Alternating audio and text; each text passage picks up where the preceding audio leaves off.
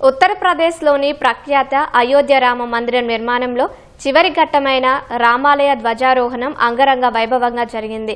అభిజిత్ ముహూర్తంలో మంత్రోచ్చారణల మధ్య ధ్వజారోహణం వేడుక ఘనంగా జరిగింది. గర్భగుడిపై కాషాయ వర్ణంలోని ధర్మధ్వజాన్ని ప్రధాని నరేంద్ర మోదీ ఎగురవేశారు. అంతకుముందు మోదీ గర్భగుడిలో బాలరాముడికి హారతి ఇచ్చి ప్రత్యేక పూజలు చేశారు. ప్రసిద్ధ పుణ్యక్షేత్రం అయోధ్య రామ మందిరంలో మరో అద్భుత ఘట్టం ఆవిష్కృతమైంది. అయోధ్య రామాలయ నిర్మాణం పరిపూర్ణమైందని చెప్పేందుకు నిదర్శనంగా ఎంతో కాలంగా వేచి చూస్తున్న రామాలయ ధ్వజారోహణం వైభవంగా జరిగింది. ఈ కార్యక్రమం కోసం ఉదయం అయోధ్య చేరుకున్న ప్రధాని నరేంద్ర మోదీకి ఘన స్వాగతం లభించింది. తర్వాత కట్టుదిట్టమైన భద్రత మధ్య ప్రధాని అయోధ్యలో రోడ్ షో నిర్వహించారు. చిన్నారులు, మహిళలు ప్రధాని మోదీకి స్వాగతం పలుకుతూ పూలవర్షం కురిపించారు.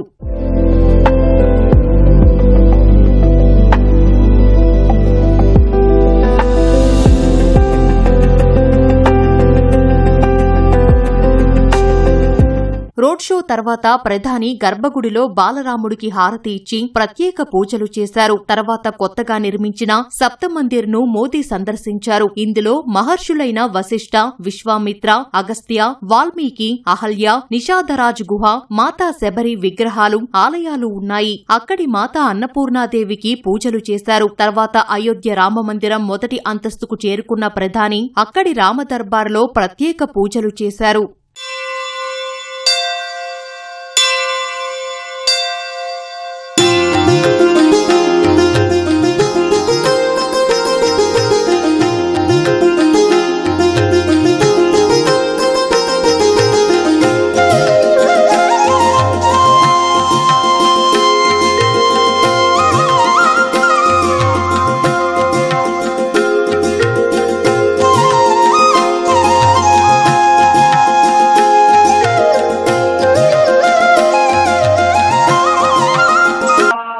स्वस्ति नस्तार्क्ष्यो अरिष्टानेमिः स्वस्ति नो बृहस्पतिर्दधातु हरिः ओम्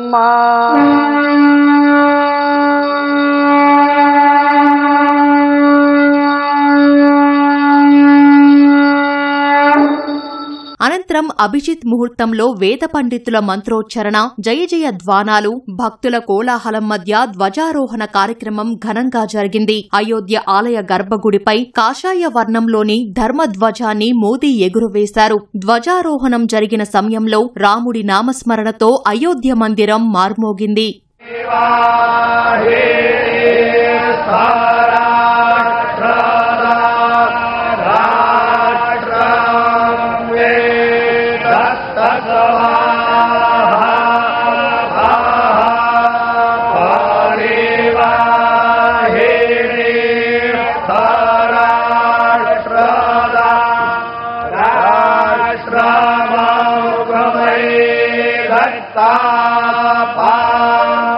భక్తజన రంజకంగా సాగిన ఈ కార్యక్రమంలో RSS chief Mohan Bhagwat, UP governor Anandiben Patel, CM Yogi Adityanath తదితర ప్రముఖులు పాల్గొన్నారు. ఈ వేడుక కోసం 100 టన్నుల పూలతో రామయ్య సన్నిధిని అలంకరించారు. రామమందిర నిర్మాణం పూర్తయిందనడానికి సంకేతంగా ఈ ధ్వజారోహణ కార్యక్రమాన్ని నిర్వహించారు.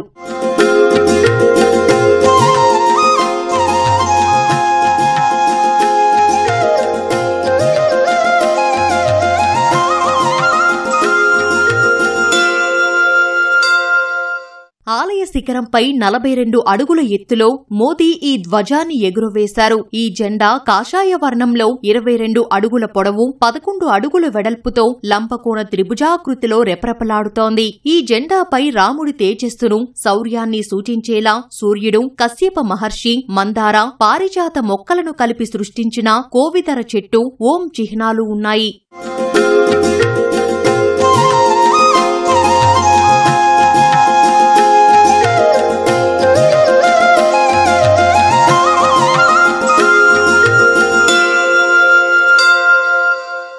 అయోధ్య అయోధ్య రామాలయంపై రెపరెపలాడుతున్న కాషాయ ధ్వజంపై చిహ్నాలను బంగారు దారంతో చేతితో ఎంబ్రాయిడరీ చేశారు. ఐక్యత, సాంస్కృతిక పరంపర, రామరాజ్య ఆదర్శాలను ప్రతిబింబించే ఈ ధ్వజాన్ని గుజరాత్ అహ్మదాబాద్లోని పారాచ్యూట్ తయారీ సంస్థ ఈ జెండాను తయారు చేసింది. సుదీర్ఘకాలం మన్నే విధంగా పారాచ్యూట్ గ్రేడ్ వస్త్రంతో పట్టుదారాలతో 25 రోజులు శ్రమించి ధ్వజాన్ని తీర్చిదిద్దారు.